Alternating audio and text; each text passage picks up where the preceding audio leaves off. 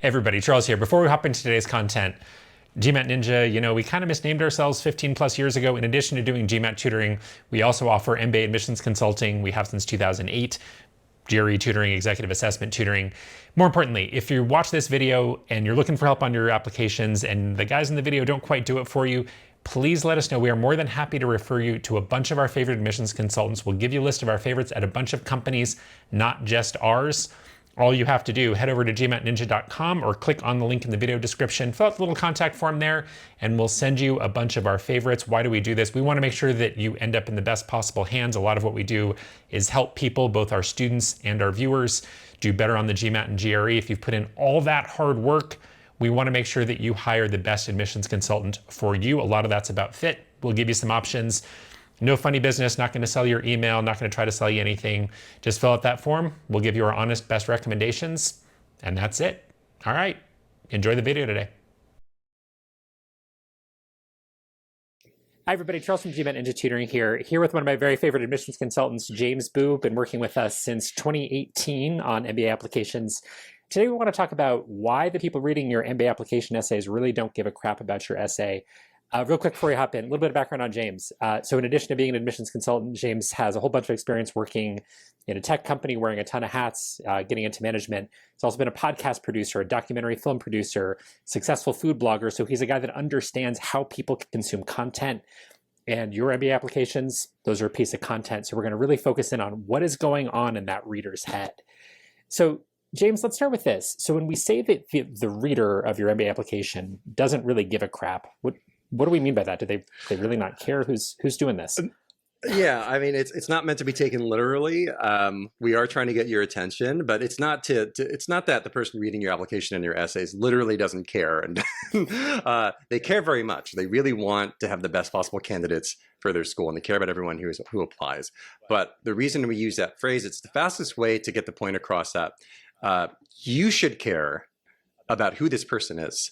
And you should care about, well, what do they care about? And you should care about what is going on in their job and in their life when they sit down and they look at your essay, and how long are they looking at that essay for?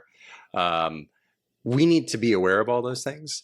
And we need to have a lot of empathy for this person who has this task, because this process is not just about you, it's about them. And it also happens to be about the tons and tons and tons of other people who are competing with you for that person's attention. So, if we allow ourselves to be a little more critical and a little more, assume that you do have to work for this, and you do have to work to kind of activate that care from this reader, that'll help. So I think what we'd really be good to talk about in this conversation is, understanding who this person is, what their context is, what they are doing when they sit down to read your application. And then, pretty simple. What are they looking for, right? What makes them care more and really invest in your application? And then what are some common things, what are some useful things that you can do to speak directly to them effectively?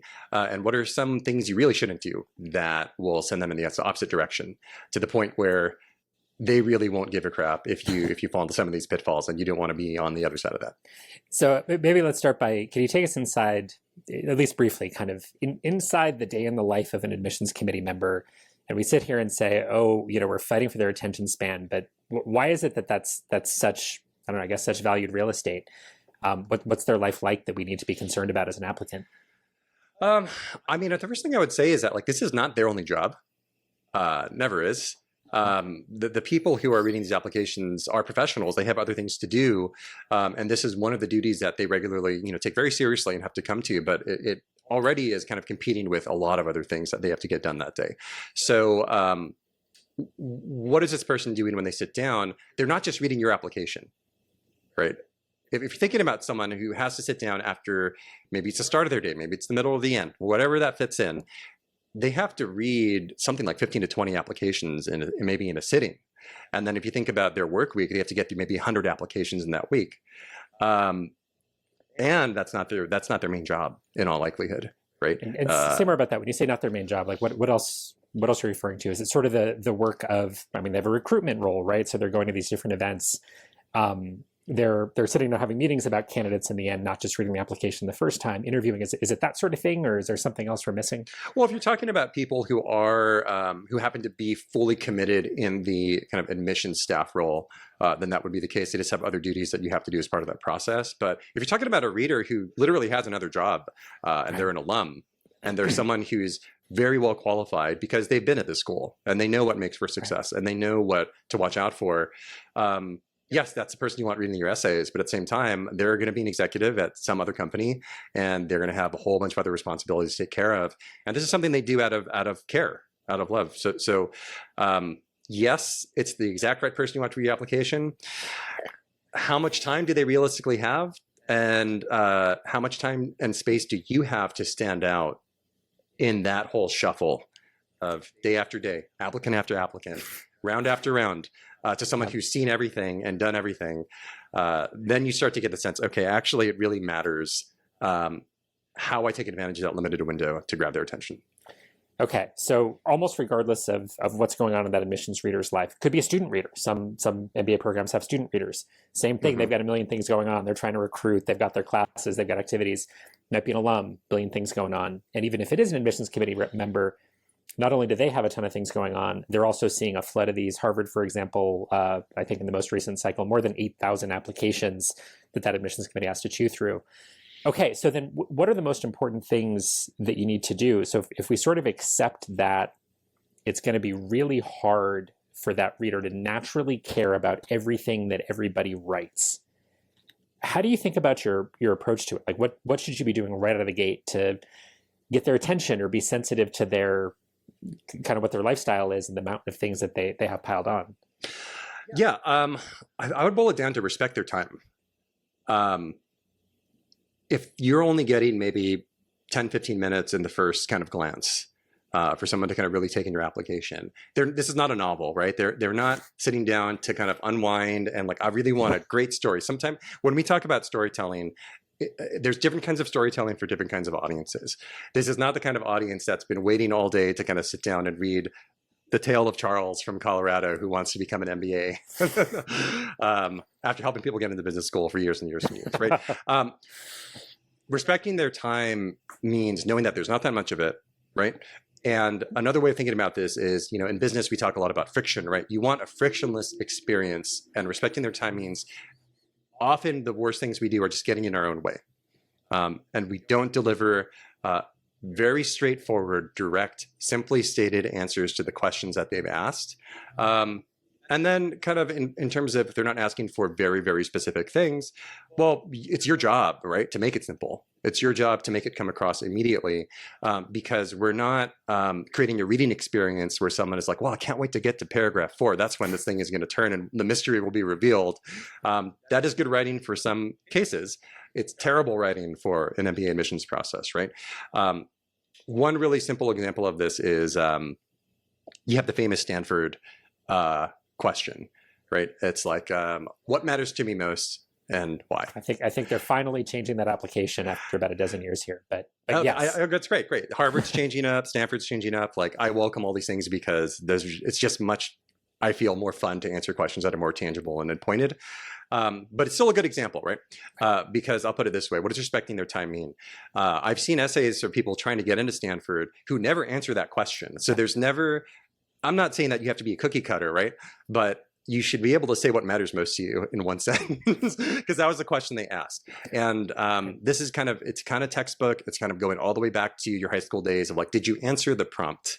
And in this case, it's not only did you answer in the substance, but can you give them upfront a very direct answer to the question they wanted that helps them get their bearings and say, okay, I get where you're going. Now, please tell me more. Please unpack this for me. Whereas I think a lot of people's instincts are to save the point and the answer for the end, because it's like, that's supposed to be my big finale. That's not what we need, right? What the reader needs is, give me the map, right? Tell me what the value is here. Tell me what your point is so I can remember who you are and what you're trying to do, why you're coming to this school. And then if I continue to stick with it, then I'll get a story. I'll get an anecdote about your workplace. I'll get some storytelling about one of the challenges you face, and you're going to show me how it all links together. But we really want to avoid wasting time with things we think sound good, sound like things they want to hear, things that are just buzzwords or stories that just kind of go on and on and on, and just could get to the point much faster. And that's the number one thing that I'm always looking for in all my professions. As an editor, I edit, I write, I produce, especially for things where we know we're competing for attention. We want to make sure that our answers are very direct and like we're giving those promises up front of like, this is what you're going to get when you stick with this essay, when you stick with this application. So I think you're suggesting that I think we've both seen this plenty over the years of applicants whose initial impulse is, let's create drama, let's build up to a story. And I think you're saying that that's something that, given the context in which these are read, is going to make the reader less likely to really understand what you're going after. And then I think you're also suggesting two things right up front in your essay typically. One is answer the prompt. And two, I think you're suggesting to kind of give that reader a roadmap to say, here's where I'm going to take this, so that they're not left to kind of do the extra cognitive work of figuring out where you're trying to take it, that it's basically maybe not as simple as state your thesis right up front, but tell us where you're going in those first 2 or 3 sentences. Is that fair? Yeah, it's not a template, right? It's not a formula, but especially when you're writing a longer essay, for example, you can get lost in that stuff really fast. And you can also get your reader lost in that stuff really fast. And the antidote to getting lost is a map. And so very often I'll recommend to students after they have kicked things off with a very memorable image or a story or a moment or something, let's make sure we're making the case. Let's give them a roadmap that just says in the first paragraph or the second paragraph, here's my basic overall answer to this question, or here's my vision that I'm trying to get across. And you don't have to literally say in this essay, I'm going to first talk about this and then A, B, and C, but like you do want to lay those things out. So then they know exactly where this essay is going. If they want to jump around, they know where the different points are. And they know how to link those up. If you do not do something like this, if you don't provide structure, if you don't give people the right guidance, right, for, hey, remember, this is the point I'm trying to make. What are you doing? Well, first of all, they might not know what point you're trying to make. That's the worst case scenario where they're like, wait, what is this person trying to say? Why am I reading this? And then the second thing that you don't want to happen is then they have to make the point for themselves. So now, we're also afraid of like this reader judging us and kind of like having an image in their head of who we are, and we want them to have the right image. The only way for them to have the right image is for you to provide it to them, right? If you're creating kind of a messy structure that jumps around, that doesn't really guide the reader, then you're increasing the chances that they now have to write the story for you in their head. Number one, that's bad because who knows like what biases they have, or who knows, everyone has a great method for reading through, but they're going to start filling those gaps. And they have seen a lot of competitors. And so that's going to come into play. Number two, that's just work, right? So going back to that basic idea of respecting their time, the moment a reader starts to say, why am I have to answer these questions? I can't find the answer to this thing. And then what's their motivation level going to be? And then you're annoyed by that to invest the time. Whether you intend to be or not, whether you're conscious of it or not, I think there's always that risk that when a piece of writing is annoying, that you go, maybe I don't want to meet this individual. I find that reading resumes when people apply for jobs and it's like, you made your resume hard to read. And I find myself subconsciously being a little bit annoyed and less likely to respond positively. And maybe that's too subtle of a thing, but I personally just believe human nature, that's there if you make it too hard for them to pull your points out. Yeah, and we do know that adcoms, like, they have a system, right? They're trying to treat everyone fairly, and you are going to get your fair shot. So I think you don't even have to believe that situation. You don't have to believe that we can risk triggering, someone being annoyed and biased. It's just more about like, we know the system puts a certain number of people through this process, and that's going to be a direct comparison whether you like it or not. If the person after you wrote an essay that's very well structured, just very nice and frictionless reading experience, and they remember who that person is, they remember the points they made, and they were like, it just felt great to unpack this one piece at a time because I was guided all the way through, and it was super crystal clear, on point. And they also happen to be really memorable experiences this person's sharing. Where are you now? Unfortunately, you've just been outcompeted by that person, and then you have the next 20 applicants and the next 20. So to get your best foot forward, right, it just comes back to respecting the reader's time, putting yourself in their shoes, and imagine like, what is the easiest possible reading experience I can make for this person? Because it's already hard enough to stand out, right? To have the substance of your personality. You're really putting yourself out there, and that matters. Don't let being disorganized, right, be the barrier that got in the way of them understanding who you are. Because that message deserves to be heard. But there is this kind of technical piece of writing where it's like, look, we really need to make sure that there's nothing standing in the way of them really understanding you, giving you the full chance that you deserve. So this term that you're using, frictionless reading experience, which I love. I hear you talking about their structure, right? So you're answering the question. If there's a question in the prompt, you're answering that pretty quickly, making that roadmap for the essay really, really clear. Anything else to help create that frictionless experience? Is there any other dimensions of the writing or things not to do in that essay? Yeah. So, I mean, this is like a freebie, right? If you're watching this conversation or listening to this conversation, this is a freebie that, I mean, you might be like, well, duh, this sounds obvious, but like, it's the number one thing I have to help people overcome, which is, don't make your essay a list of cool stuff that you did. Yep. Right? It's people get in the mindset where I'm trying to impress this person. What will be impressive? Well, let me just throw at them 27 awesome accomplishments and just kind of squeeze them into 4 or 5 paragraphs. Right. And so they might even get the structure right. But then you start to read the essay and it's like, well, what does this have to do with what you're saying? Why does that award have anything to do? What does this award have to do with the challenge you listed? And why are you bringing in this buzzword? And the paragraphs just all end up being like, hey, please, like, I'm really cool. Let me just show you a bunch of cool things about me. And it doesn't work because number one, you already have a resume. So like the resume is really the point in time. They are going to read it. And they are going to give serious attention to it. That's where you show them how awesome you are, right? You show them all your accomplishments. You show them your whole career journey, right? It tells a story. The essay is not for cramming more stuff in because, like, guess what? I'm even better than the other guy because I did 7 other things. Cool. You need to just zero in and make a single point at a time. Now, if you want to make a point about how you're great at being a cross-team leader, how did you learn that? Okay, well, let me tell one story where I didn't ask for it, but one of the managers went on parental leave. And so we said, okay, well, we have this project that's really, really time sensitive, and it requires a lot of coordination across 3 different departments. And this key person who was great at that is now off for 3 months. Charles, can you step in? Okay, now I'm invested. Okay, well, this is a challenge. Let's talk about it.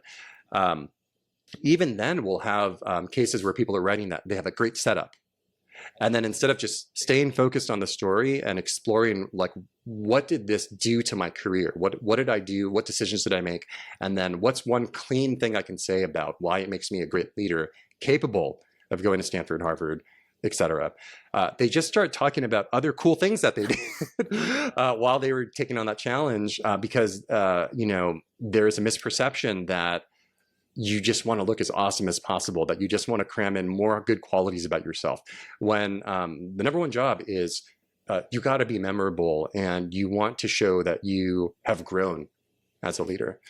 And telling a story means just staying focused and telling that story and letting it have its end. You're never going to convey your whole life story or your whole professional career in an essay. So you're curating what is the most important kind of 3 or 4 pieces, or sometimes even just one piece, that for this question makes it a great answer, and then makes it easy for someone to remember, oh yeah, Charles, he was talking about taking over for that person when on parental leave, and then this happened, so that when they are reviewing the stack, then you stand up and you're ready to be considered, and then you'll move on to the next stage. James, one thing, back in the day, 15 years ago, I was doing a lot more admissions consulting. Now you do a lot more than I do. One of the things I used to like to throw at applicants, as they started working on their essays, is imagine, now this might not be exactly how it works, but just picture that there's half a dozen admissions committee members sitting around a table, and they're about to make it, they've already read your application, they're about to make a decision on it. And okay, next one on the stack, and it's a big stack, and they go, oh, James, he's the guy who blank. You have one sentence, finish that sentence. What do you want them to get out of this essay? Or what do you want them to get out of the application? Like, what's that one soundbite? I think you're right. I mean, I think people tend to go for the volume, look at all these cool things. Your resume does that for you. You have a transcript, you've got lists of activities. That's all in there. They've already got that. And I always tried to steer people towards here's your one soundbite. What do you want it to be? How do they want you to complete that sentence? And I don't know if that's something that, I mean, is that too reductionist of a way to think about your essay? Or do you think that's barking up the right tree for how to imagine how to really make that essay focus on one thing really clearly? I think it's still consistent, and it's pretty good advice, because that's just how we remember things. I don't remember 7 things about a person. I remember the thing I liked about them. I remember the thing that stood out and impressed me and it was different. I use one example of a student of ours who had basically a vision to eradicate diabetes. And where did this come from? Well, it came from an experience where his family members had diabetes. Well, that makes sense. And then he started a nonprofit clinic to help treat diabetes. So there was this essay that there's a whole journey here, right? But just knowing and remembering like how many applicants, he's like, I remember that guy. He was going to end diabetes. It's that simple, right? Now, here's the unfortunate reality. Not everyone has a vision like that ready to go. Right. And so this is where someone will come into the process asking for help with their essay. But they haven't really thought about like what they want to say. Right. And this is another thing that I always help people strategically with is like, you got to remember that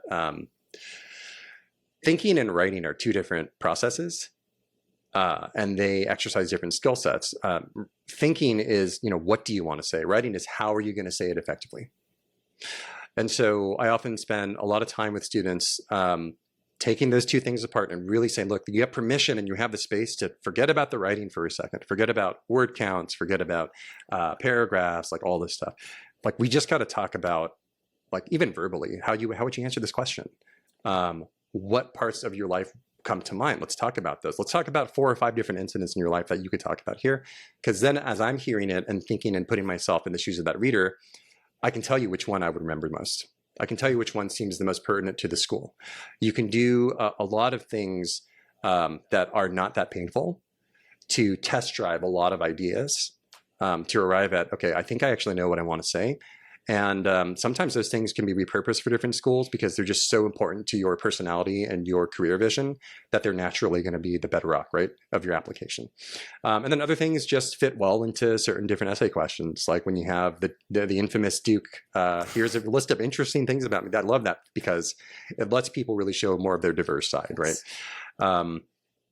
But first you have to actually think about what you could say. Otherwise, what fills that gap if you haven't taken the time to think about the substance, right? And your best stories, your best experiences, and how they fit in together, what points they really make for the reader. Well, if you haven't done that work, what fills the gap is just buzzwords, right? You use a lot of buzzwords and now you're no longer telling people something about yourself. You're telling them things about things you think they kind of think are cool and want that do not distinguish you at all. And you also default to things like looking at the school's website and just you fall into this kind of people-pleasing practice, even if you didn't mean it. Sometimes a lot of GRE level adjectives. It just starts to become this adjective-laden thing, and it's like, what did I learn about this person? Nothing specific. Yeah, and at the end of the day, we're talking about an MBA program. We want leaders. We want people who are crafting and establishing how they want to change the world. At least in business, maybe beyond, right? So yeah, it's not the place to look cool. It's not the place to cram stuff in. When it translates to writing, you want every paragraph to really make pretty much one point and not deviate. And sometimes people will have amazing, now when we shift from the ideas and the thinking to the writing, right? Some people will have the best process and the best experience of coming up with their ideas. Then they go to write it. And my job becomes just crossing things out and saying like, look, you were on track. We talked about this, we made an outline. You had all these great ideas and stories to put in. And then for various reasons, you kept interrupting those ideas with other things that had nothing to do with them, which people think this is writing. People think, oh, writing is I make up a bunch of extra stuff to make myself sound smarter and more capable and try to cram as much as possible into there. It's not. And particularly for making the case for yourself as a candidate, you just want to be more focused. And again, respect the time of the reader, give them only your best material, and then do it in a way that is super smooth, easy to read, and then Charles, like you said, right, like easy to remember when they're passing names around. It's like, oh yeah, I remember the diabetes guy. So James, I think what I'd like to finish on, I've heard you talk before about this idea of the listener promise or the viewer promise. So when we listen to a podcast or we watch a YouTube video or we watch a TV program, there's a promise given to that viewer or listener right up front. Can you explain that a little bit and kind of give people who are applying for MBAs sort of how is that going to help them sort of think about how to structure their essays? Yeah, so we talked about who is this reader, and we said this reader doesn't give a crap, and we've kind of explained that's not exactly what that means. They right? give many craps. They just don't have time to give too many craps. They don't have time for it to be hard on them. The number of craps you can give in a day, different video. So we've talked about that position the reader is in, right? The pressure they're under and the competition for their attention. We've also talked about like what actually is going on when they're reading. Something that hasn't come up, but I know it's a word, Charles, that you've said a lot in the past is skimmer. This is another synonym for like, how do we describe this person? They're a skimmer. It doesn't mean that they literally show up and like, I can't wait to skim and not pay attention to this essay. It just means that the default behavior we have is to like navigate, right? It's like, okay, can I scan this and get a sense of like what this essay is about right from the start? And then where do I prioritize my attention, right? Where do I want to get invested and read more of? Like that's more of kind of the skimming we're talking about. And so when you think about a reader who they have all the freedom in the world, right, to skim your essay, you're not there telling them how to read it, right? Your words have to do that. Then it becomes incredibly important to give that guidance, as we said. And something that is a big parallel in one of my industries that I work in storytelling, podcasts in particular, is this idea of like giving the listener a promise at the start. It's not that different from what we talked about in terms of giving them kind of a map, right? Every person who wants their podcast to be engaging and is watching for the metrics, right, of how that podcast is going to show that engagement, you can literally access a graph where it kind of aggregates all of your listeners for a certain episode. And then it shows you on average, like how much of the episode they're listening to and when you're losing listeners, right? So an ideal graph just kind of goes nice and flat across, close to the top. You had listeners at the start. They were still there at the end. Some fell away. No big deal. Success. What you don't want to have is a chart that just kind of goes down like this. Downward line where you progressively lost more and more people till no one was listening at the end. And then there's some charts where you're kind of going along and there's some point in the middle where everyone drops off for some reason. And then we have to like agonize over it. Oh my God, how, could we make a better show? What's going on? And was it like, what's going on here, right? And one thing that is common practice that we'll have if we're worried about people losing track or like losing interest is we at least want them to know what's in store, right? You want to tell them up front, hey, welcome to the podcast. I'm James. Today we have a really good guest. Charles is on talking about MBA admissions. And here are 3 things that we're going to cover in the show. First, it's going to be this idea of the listener who doesn't give a crap. What does that really mean? 2, we're going to talk about, okay, well then what are some things you can do, right? And then what are some pitfalls you can avoid? So stay tuned because we're going to get to those things. That simple technique, right? It's not even a trick, right? You're just making sure the person knows, like, why is it important for them to stay tuned? Why is it important for them to stick with this? And also, if you apply that, to a reading context, I'm talking about listening where when you stop, you stop. People don't skip around podcasts, right? But if you're looking at an essay, you skip around, right? And you are naturally going to try to kind of skim through it. Maybe you do a short read first and then you dive in. People have different methods, right, for how they read these things. And then they have their different, I'm sure, official processes as well for readers. It should be kind of skim proof. It doesn't matter where your reader is paying attention. The structure should make it easy for them to be engaged whenever they decide to bounce in, bounce out. If they start at the top, they should already have an idea, right, of where they can go and what they're going to get out of it. And then the rest is just valuable to them, right? It's just the thing that they were promised, the story that they were told they were going to be guided through. And then the payoff, the thing that they can remember when they move on and then come back to consider you for the interview and when they come back to consider you for the next stage. Awesome. I love it. I think it's a great image. Again, we've all consumed podcasts, videos, whatever, and we can imagine those moments when we drop off. And I love the image of picture the reader doing that with your essay, and maybe that helps you craft it better so that doesn't happen. I guess any last piece of advice, James? I guess if there's one thing you want folks to get out of this, as far as how to think about their MBA essays, any last piece of advice? Hi, everybody. Me again. If you made it this far, odds are pretty good you're really serious about this whole MBA admissions thing. If that's the case, two quick things I want you to keep in mind. First of all, if you'd like the names of our very, very favorite admissions consultants at a number of different companies, not just our own, we've got a nice little contact form you can fill out on our website, gmatninja.com, also available in the video description. Fill that out. We'll send you the names of a bunch of our favorite admissions consultants. No strings attached, nothing weird, not selling you anything, not going to sell your email, nothing. Just want to make sure you end up in the best possible hands. And second thing, if there's anything you'd like to see us address in these MBA admissions videos, please punch a comment in and we will do our best to film the stuff that you're interested in. And again, as always, if you like this, please hit that like button and please subscribe. Thanks so much. Have a great day. Yeah, we got into this a little bit when we're talking about that separation of like thinking and writing. But one more piece of advice as far as like, what is a thing you can do even just today if you're not even ready to write your essays? But this happens all the way through the process of application. Is just talk to people, right? People will say, and I gave a great example of someone who had an insane vision to rid the world of a long-term disease, a lifestyle disease, right? Okay, maybe you don't have that. Maybe you are someone who worked in sales and you're sick of it and you want to do something else.